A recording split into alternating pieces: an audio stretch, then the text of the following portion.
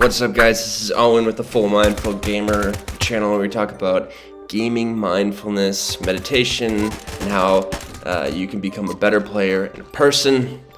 Today's topic is darkness.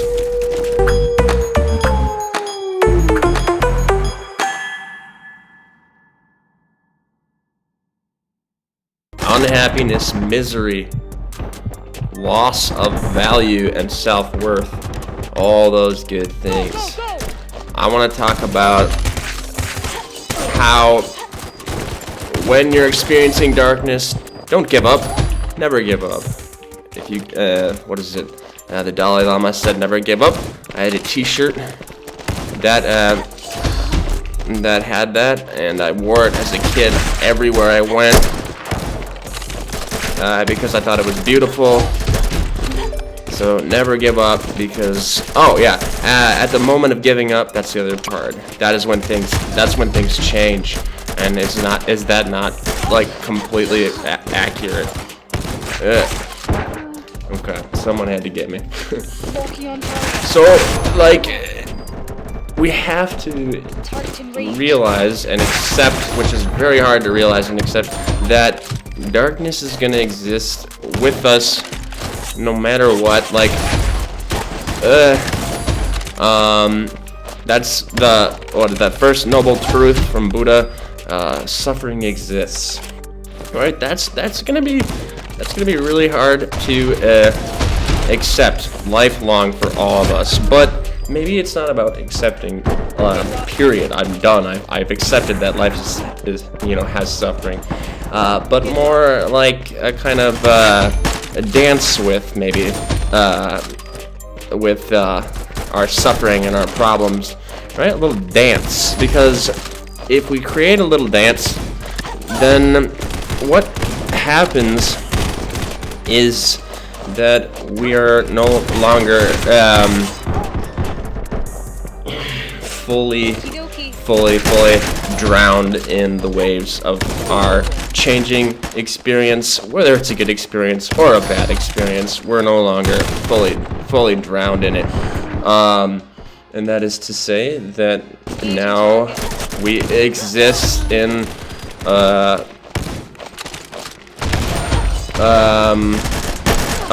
place where we my words fall apart when I'm getting intense kills here.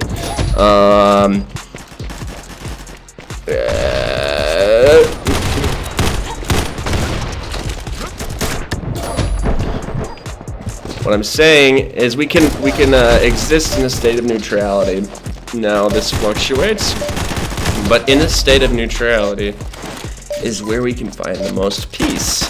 But when we are in darkness, or conversely, when we are experiencing great abundance of light, we're not in a state of neutrality, which is fine. That's our lives, up and down, right? But darkness, 33 and 8.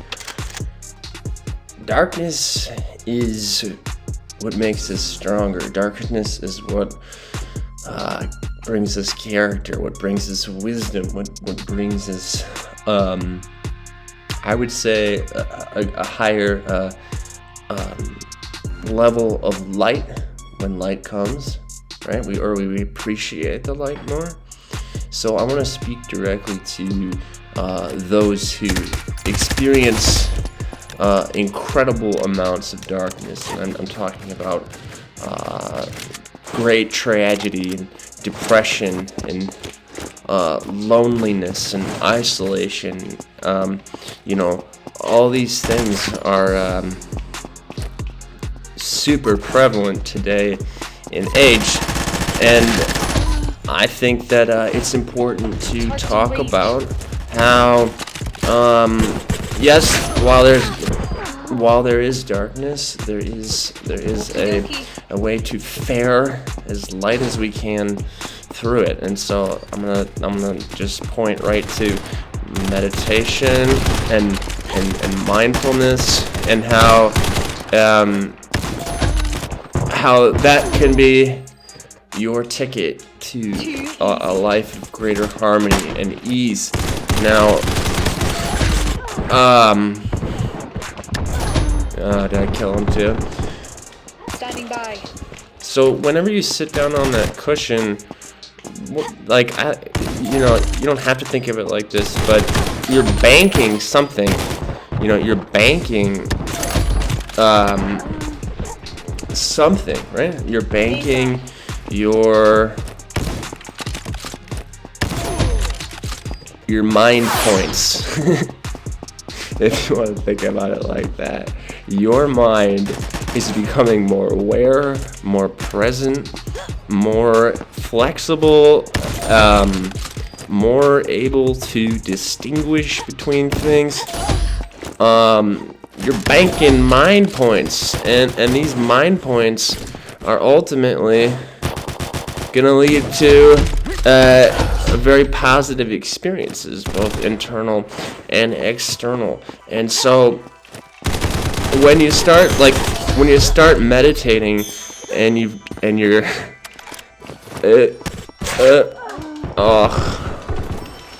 and you're coming from a place of I hate myself, I hate the world, I hate my experience, you're banking a lot of mind points, but they're not going to be very comfortable, and that's called getting comfortable with being uncomfortable. That's just the name of the game at first. If you come into the meditation mindfulness game with we'll say you're down a few points mentally, so it really can be a real lifesaver because you can stop the flow of negativity, the deluge of destructive thoughts and unhappy notions. You can stop it just by watching it and saying to yourself, you know, I don't want to be a part of this.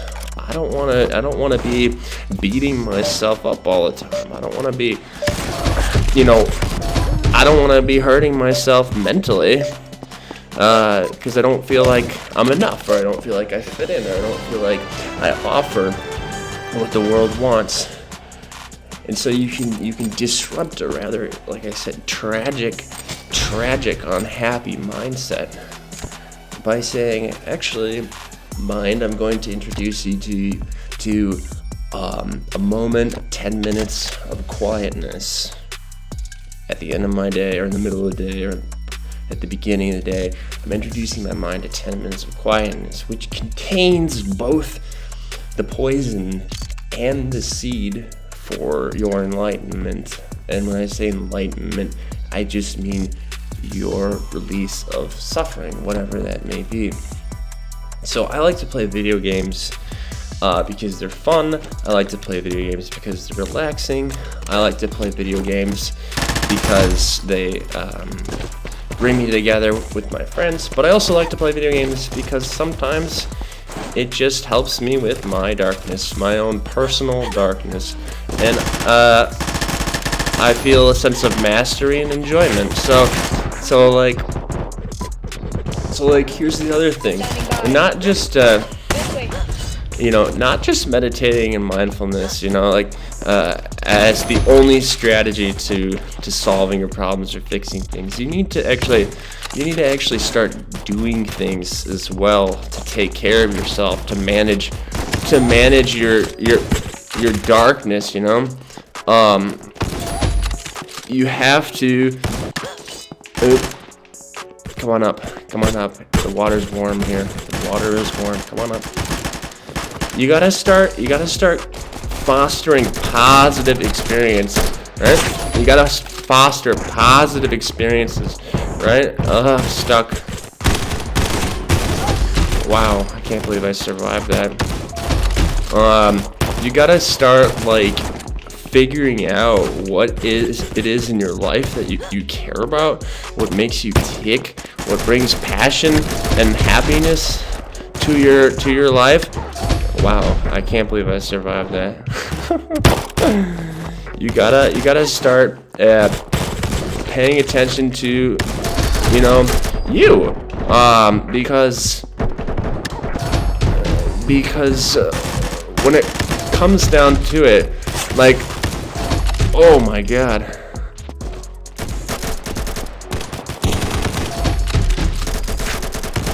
Oh no, I get one more and I get a bomb. Oh, man, killing that darkness, right? So I play video games to help me regulate, to help me feel good. In contrast to when the bad things start to really kick in. I can't believe I got second. So if you play sports, play sports. That's a good release. If you play video games, play video games. That's a good release. If you like to go out and watch plays, go and watch plays. Every little thing that you do for yourself that's positive, that fosters a positive experience. If you want to go cuddle with your dog, if you want to eat something nice, do that for yourself. That's called self-care. And self-care and fostering positive experiences is I think the way to really get a leg up on the darkness. Now, let's say your darkness gets so intense that you feel kind of like maybe you're just like drowning endlessly and you can't get out from it, and that's when things are really bad and makes it hard to interact socially, and it makes it hard to feel like you have purpose and meaning and all that. Like that's some really, really deep depression. And so you gotta understand that while the depression sucks and it makes you feel maybe subhuman or just not good at all. Okay. Man, I'm really hitting these shots now. You gotta understand that you gotta dig deeper. You gotta keep going despite your hardship, despite just how crummy you might feel or how hard it is to get out of bed or to go to work or to see that friend or to finish that paper or whatever. Like you gotta understand that when you're depressed, your tank is on E all the time. But here's the thing about that E is that lots of lag. Past that E is like another sub tank, I guess, where you can keep going and you can keep making things work, even if it's not the way that you want them to be working. But you gotta keep going, man. I mean, there is nothing that you can't conquer. If you really want to be inspired, just read a book about famous leaders or musicians or whoever who have gone through the ringer with it. Like this is a natural, normal human phenomena to be depressed, to be unhappy, to be stuck in the mud. And so if you can follow, I don't know, YouTubers, just anyone who can just help you realize that like your life matters and like you're gonna get through and that you're gonna have a lot of really big gifts to turn around and give to the rest of the world. That's called wisdom. That's called hard-earned wisdom. That's called like tapping into your resilience factor, right? Oh no. Okay, yeah, tap into your resilience factor. Crud. Because that's gonna be an incredible asset to you as you continue to live, as you continue to grow. because that's what mindfulness and meditation is about. It's about personal development in the context of living in a complex 22 informed societal role, and everyone's culture is different. Everyone's hit with different types of challenges, abilities, and disabilities, and so we have to all figure this out, and so we figure it out alone, and we figure it out together. So as you rise from your darkness, as you put yourself back together, as you make sense of that nexus of pain, or that nexus of unhappiness, self-destructive thinking, you're gonna start to see that you're a real trooper. You're a real empathetic, kind person too. Because some people take their depression and their suffering and they turn it right back out onto other people, and that's what we want to try and avoid, because that doesn't do anyone any well. So if you can get into the mindset, if you're truly a good person, a decent person, a decent caring person, your suffering is gonna make flowers. And that's really only something at the moment that I can describe in that kind of language, that poetic language, because suffering is poetry, unfortunately and fortunately. Go and read all the famous poets, and you'll see how much they talk about melancholy and loss and all that. But like, you know what? You don't have to suffer that deeply, but if you do, then just know that I'm here. You know, I'm a person, you know, and I got words, and you have words, and maybe your friends or your parents have words to, you know, bring you relief.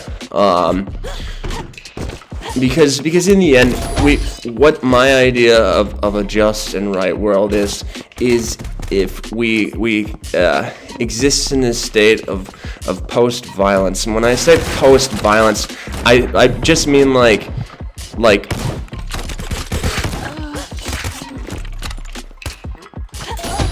I just mean post-violence of physical actions, post-violence of verbal,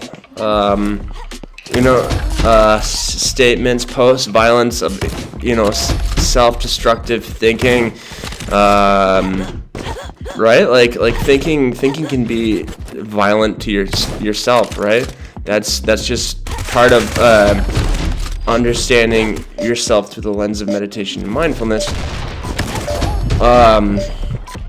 So I look to hundreds and thousands and millions of people all participating in discovering the mind, uncovering truths, and bathing and basking in collective kindness and love.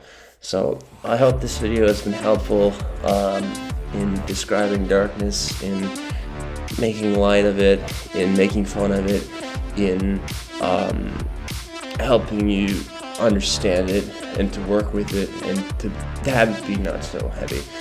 So again, if you like this video, please subscribe and like it, and we'll see you on the other end.